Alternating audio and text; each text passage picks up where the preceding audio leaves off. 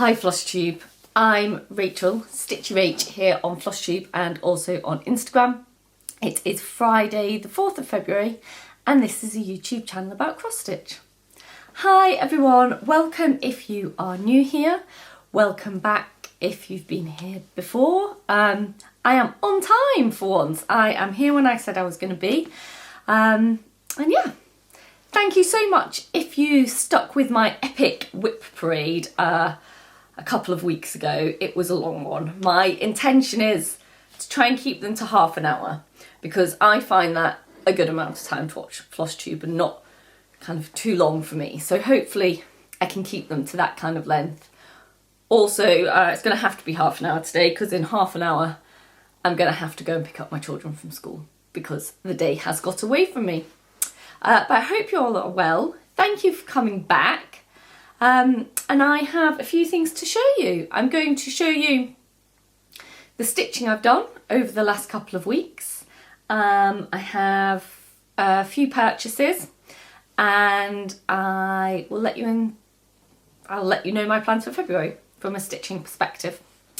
So without further ado, and because I do want to keep it to half an hour, I think we should crack on.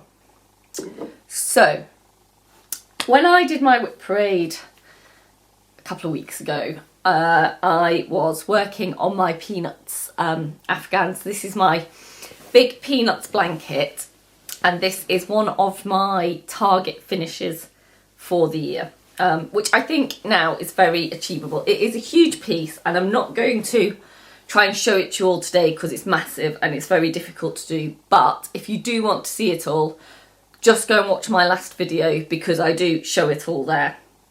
But when I was showing it last week, 2 weeks ago, I'm going to have to get used to saying that, I was just starting Sally and I did finish Sally. So there she is in all her glory. All those little black spots are French knots, and I did count them on the chart and there were 50 charted. But when I was stitching, I realised when I was nearly at her shoes that I'd missed a line out of the middle of her body. And there was no way I was going to unpick it and stitch it. So she's a bit shorter than she was meant to be. And skipping a line out meant that I skipped out a few French knots. So there are just under 50 French knots there, which I was semi-dreading, not because I particularly mind doing French knots, that felt like a lot of French knots and I was wondering how long it was going to take me, but actually it took me one evening to do those French knots, so not too bad, and they're not perfect but they are pretty good. So I'm pretty pleased with Sally. So Sally went away, the Peanuts Afghan went away. But having done Sally, I am ahead of schedule on this piece now, and I have 1, 2, 3, 4, 5, 6. I only have 7 blocks left to do, and this is a target finish by the end of 2022. So I am feeling that is very doable. Sally took me about 4 or 5 stitching days, even with all those French knots. And obviously this is a piece just because it is huge. The sheer size of it, I can only stitch at home, so I don't take it out and about with me. For those of you that are wondering, the chart is from, let me get it out, this book, which is called Peanuts Cross Stitch Magnets. This is very out of print. It's by Leisure Arts. I think the copyright on it is the late 90s, 98. I got this on eBay. They do come up. And when my daughter, I'm stitching this for my daughter, and so I knew I wanted to stitch her a Peanuts thing, I put in a saved search on eBay and I managed to get myself 4 or 5 booklets. So they do come up if you're interested. The threads are all DMC and I'm stitching it on Zweigart and Afghan fabric, which is 18 count if you stitch it over 1, but Sally is stitched over 2, so in essence is 9 count. And if I can get those stitches really close, I don't know if you can see how big they are. They're very big and they use 4 strands of thread, so it does eat a lot of thread. But I'm really pleased with it. I'm hoping my daughter will be really pleased with it. You can see some of them there. And it's getting close to the finish now. I can feel the finish on this one. The finish now no longer feels unobtainable and out of reach. The fabric has got really dirty along the way because it's just so big. So it is going to have to go in the wash.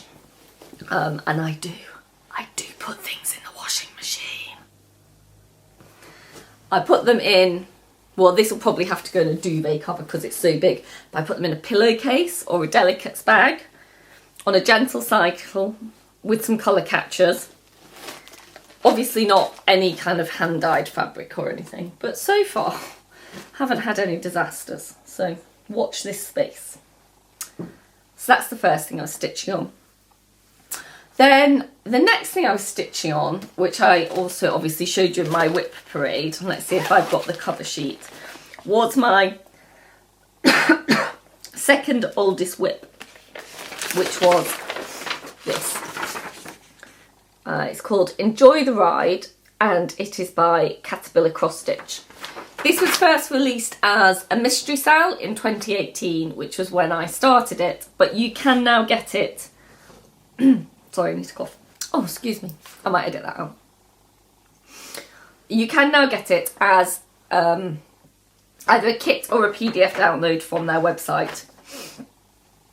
I started it as the mystery sale, and if you watched my whip parade, I've got to stop saying that. If you watched my whip parade last week, you'll notice that most of, or a huge amount of my unfinished whips are things that I started as mystery stitch alongs,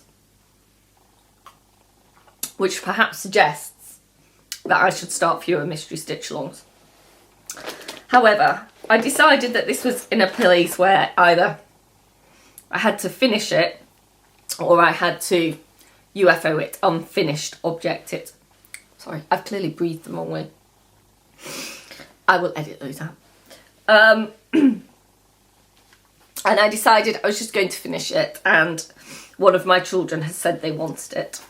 Now, I don't think I've got an awful lot further with it than where I showed it last week on my whip parade. So I think when I showed it to you on the whip parade, I was working on this rocking horse. I've got dangling thread here with a needle on it. That's not great. Stick that in there. So I think since you last saw it, I finished the bottom of that carousel horse. So that is now done. And that is essentially all the motifs on this page, because kind of from here over is the next page. So I'm just coming down now and going to try and complete this quarter of the border. You can see that I've started doing that kind of candy cane. I suppose it's meant to be like a neon light strip actually. So I'm just working on that bit now. This is stitched on 28 count, some kind of blue even weave. I can't be more specific than that. I don't think it's over dyed. I think it says WIPGO blue even weave. It's definitely 28 count. I've stitched this 3/2, which I do slightly regret. It gives it this really bold colour, but it is quite tight in places where it's, you know, thicker coverage. So I wouldn't necessarily recommend that. But obviously now I've started, I've got to finish 3/2. I stitched in DMC. And yeah, we're getting there on this one. I have now put this away for a little while, just because I have a secret stitch at the moment that obviously I won't be showing you today, that has a deadline on it. So I need to finish that. And once it's finished, you can see it. Once it's finished and it's been given to who it's going to be given to, I will show it and reveal it. But I am taking that as out and about stitching at the moment because there's a deadline on it. So this might come back out once that is finished. I'm hoping, given this is my second oldest whip, my eldest whip is not going to be finished this year. It probably won't even get any stitching this year. But as my second oldest whip, it would be nice if this was finished this year. Okay, so I did a little bit on that. And then we got to getting towards the end of January, and I had ticked off all my WIPGO goals. I'll talk about WIPGO a bit more in a minute. That I crossed off all my WIPGO goals, which were all on the Peanuts blanket. And so I had some kind of spare stitching time where nothing was scheduled, and I decided to pull out this. Look at this bag. This bag is awesome. This is from Penelope's Pocket. She is based in the UK. She makes really fabulous bags, lovely tassels and thread minders and all sorts. Beautiful. Thoroughly recommend Penelope's Pocket. And in this bag I keep Snort Stack by Plum Street Samplers. I honestly do not think you could find a more perfect bag if you tried. Anyway, so with my few free stitching days, I pulled this out. I think I stitched on this for 4 or 5 days at the end of January. And I made, I think, some decent progress. And this is where we are. I don't know if you remember seeing this in the WIP parade, but it's come a really long way. So I finished this flower.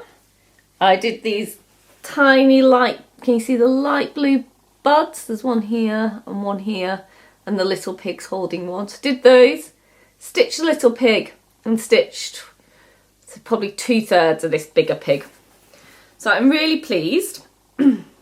It's stitched on 40 count Newcastle linen from Zweigart that I tea coffee dyed myself, and it's stitched with all the called for threads. My only one slight gripe is that this little pig on the chart, you see, let me see if I can get that to focus. Focus. There. Can you see he's quite stripy? And he is charted in Weeks Dye Works Flatfish and Weeks Dye Works Bark. And he's stitched in the called for on mine, but he's not very stripy. I think, you know, just the dye lots of my Flatfish and Bark are not as different as the model, unless the model was stitched in the DMC maybe. I don't know. But I'm not pulling him out. I'm not that mad about him. If I look really closely, I can see the stripes. Bearing in mind, I know where they are. But yeah, he doesn't look very stripy. But that's fine. He's fine. He's cute. He's so cute. So yeah, really happy with that. The needle minder, some caterpillar cross stitch. Who enjoyed, can you see that? Oh, focus on the needle minder. It's a cute little koala. It was a fundraiser for the Australian bushfires in 2020.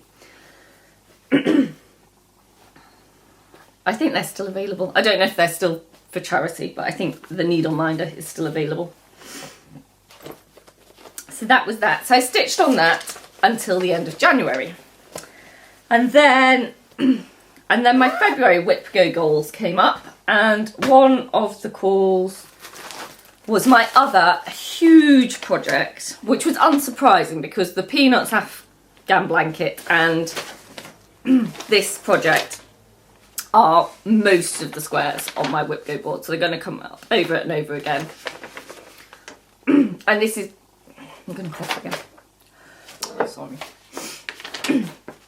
And this is Bouncing Babies ABC by Lucy Heaton. And this is my other focus piece for the year. I would say I'm more nervous about getting this one finished in terms of the reality of being able to stitch that much than I am of doing the Peanuts Snoopy one. There's a lot of stitching in these blocks. So each of these squares is 80 stitches by 80 stitches. This piece is absolutely huge. Anyway, so this came up. So this is what I've been stitching since the beginning of February. So in theory, 3 days stitching, but in reality, 2. I'll explain why. So here is what I have done since I started at the beginning of February, this block here. So one of the blocks that was called was block H. On here is, where is it? H is for house. there. So I've done 3 and a bit sides of the square and the start of the large capital H there. And the reason it's only 2 days stitching is, you can see here on the mock-up, the H is really in a red colour. But when I started stitching the block, the outside of the block is the same colour as the M is for mittens block below it. Now, how it was originally charted, it was charted as an afghan. So there's quite a bit of space between each block. So I guess it wouldn't be as visually obvious if it's the same colour stacked on top of each other. However, because I'm stitching it as a sampler and I've literally stacked the blocks, I didn't want the same colour on top of another colour. So I needed to mix it up a bit. So first I thought I'd just switch over the colours of the G block and the H block because I haven't stitched them yet. And I stitched kind of 2 sides and then decided actually I wasn't happy with that colour. So I ripped it all out and I restitched it. So although I have stitched on it for 3 days, this is really only 2 days progress because the first day I just pulled it all out again. So that's where I am.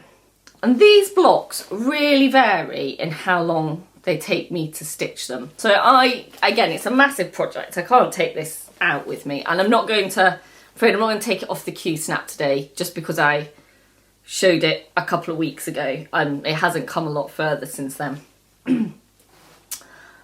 But some of them I can stitch in kind of 10 days because I stitch for maybe like an hour and a half, 2 hours a night on it.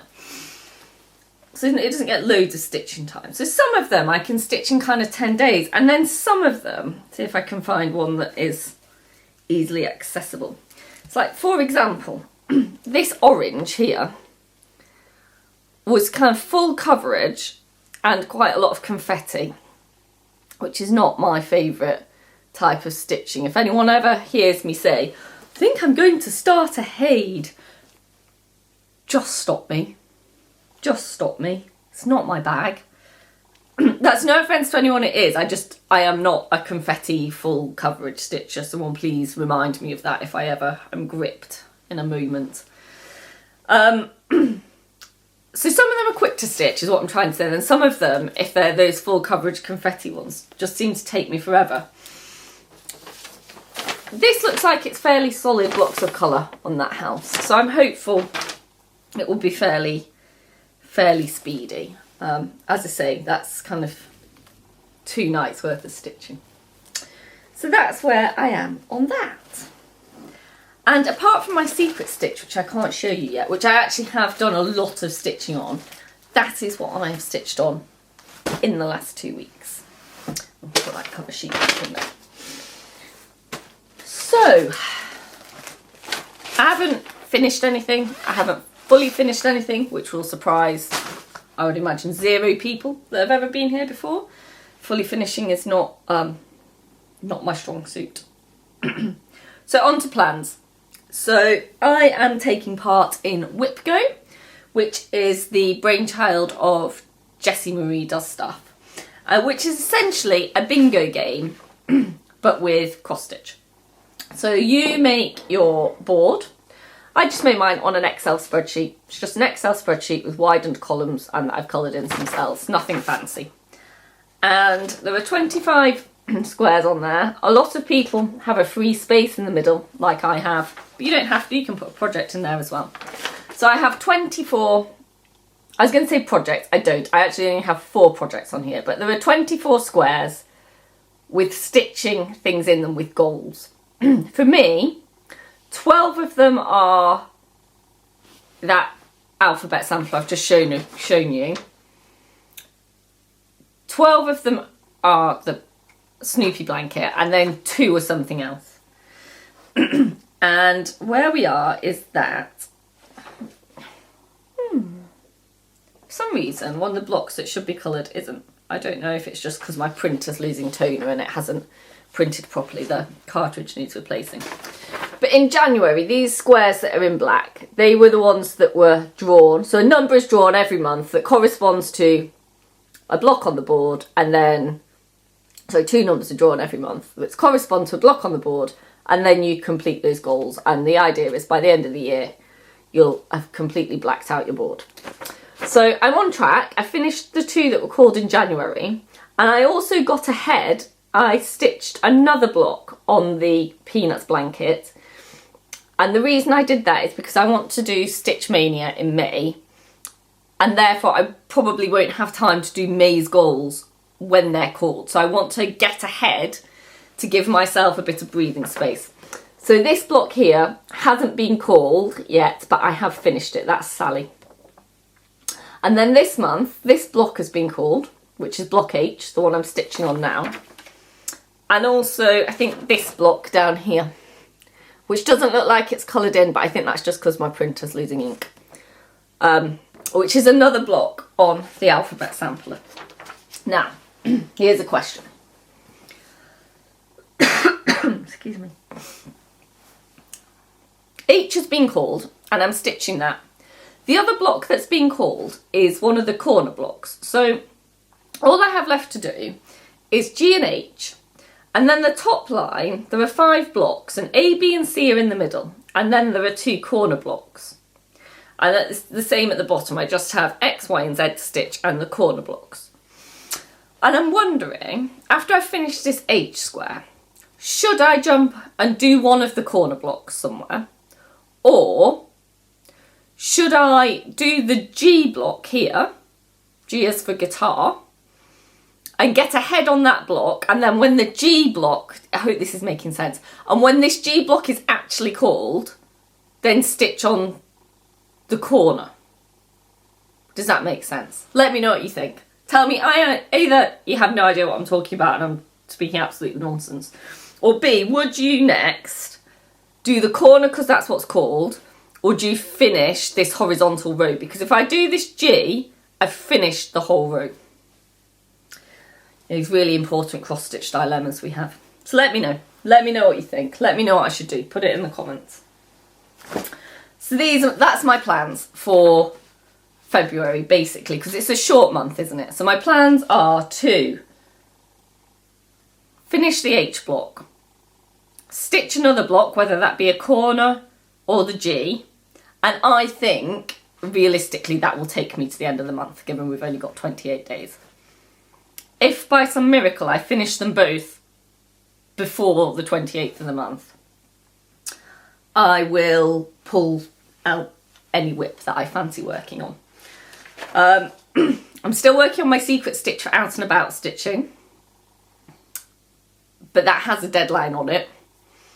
So then once that's finished for the rest of the month, it might be Enjoy the Ride that I just showed you. If not, it might be something from my purchases that I'm going to show you next. So they're my plans. Okay, yeah, we're doing well. 24 minutes and I've got to edit out a lot of coughing.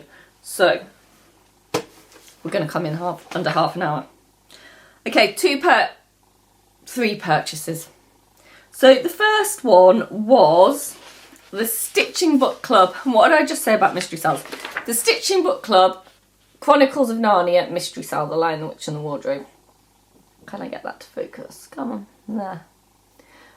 Is that focus? Can you read that?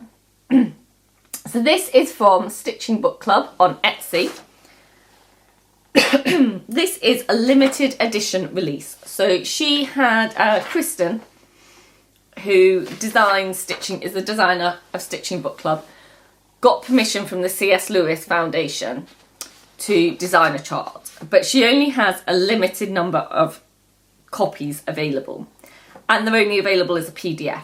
So this is a proper limited edition, because obviously you can't pass on PDFs, and she's only got a set number of them that the foundation have allowed her to distribute. So once they're gone, they are gone.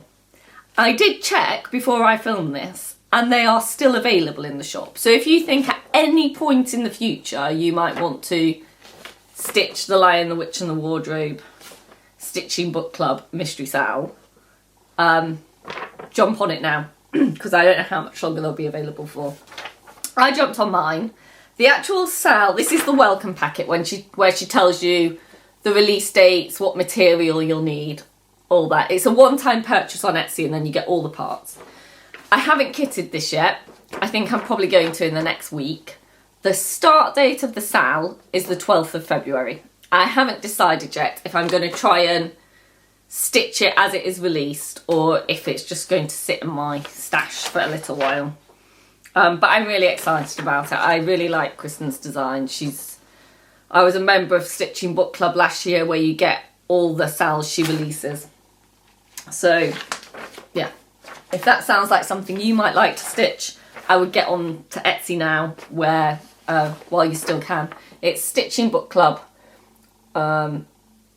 Or her other company name is Sapphire Mountain Handcraft on Etsy. I'll link it below in the description box.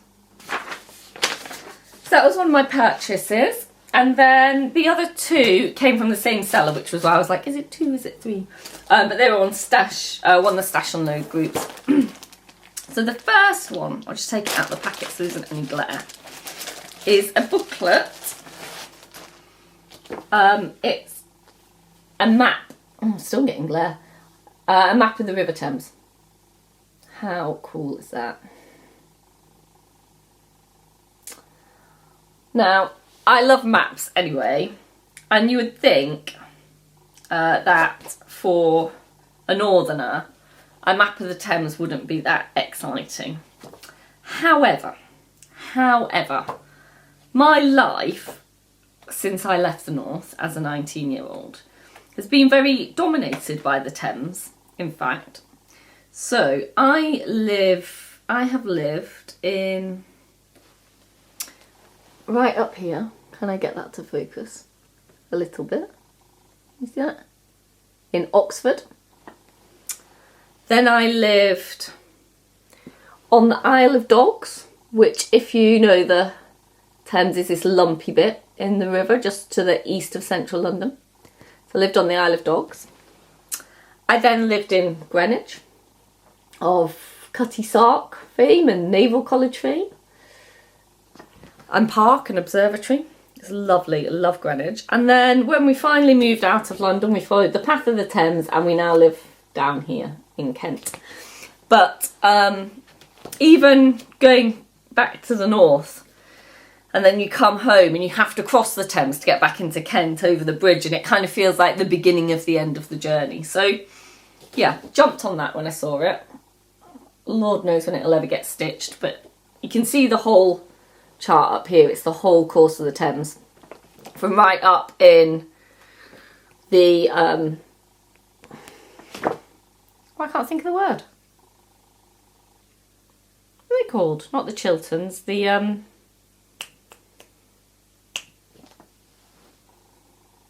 Cotswolds. Thank you. Right up in the Cotswolds and into Oxfordshire, where it's not even called the Thames, it's called the Isis. A little bit of local knowledge there. So the Thames in Oxford is called the Isis, and down into the west of London and where it becomes the Thames, and out to Thames Estuary here.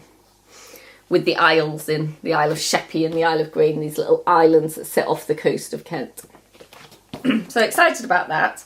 I don't know if anyone watched Just Keep Stitching a couple of weeks ago, where Stephanie couldn't say Thames over and over and over again. Absolutely brilliant. There you go, Steph. Maybe this is a chart for you, whole map of it. Right, and then the other thing I bought was from the same seller with these little cards. So these are the Fragments in Time 2018.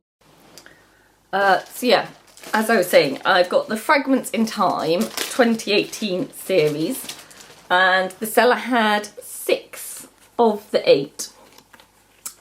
So I think I'm missing numbers 2 and 7. I'll just show them to you quickly. I think I'll probably go and buy the last 2. They're not very expensive and they're quick stitches. They're 51 by 51. And you can also get a complimentary border if you want to stitch them all together on the Summer House Stitchworks website. It's a freebie. So I might go and just get the last 2 that I'm missing. And that's all I've got for you this week. I think we're in around about half an hour, particularly once I've edited out all the coughing. So I hope you've enjoyed seeing what I had to show you. Thank you for stopping by again. I'm going to have to wrap this up speedily because I need to go and get my children. So until next time, which I hope will be Friday the... I want to say 14th, but it's not 14th. Friday the 18th of February, is that right? Friday the 18th? That Friday, whatever that Friday is. That's my plan. But until next time, have a good week, Stitchers. Bye.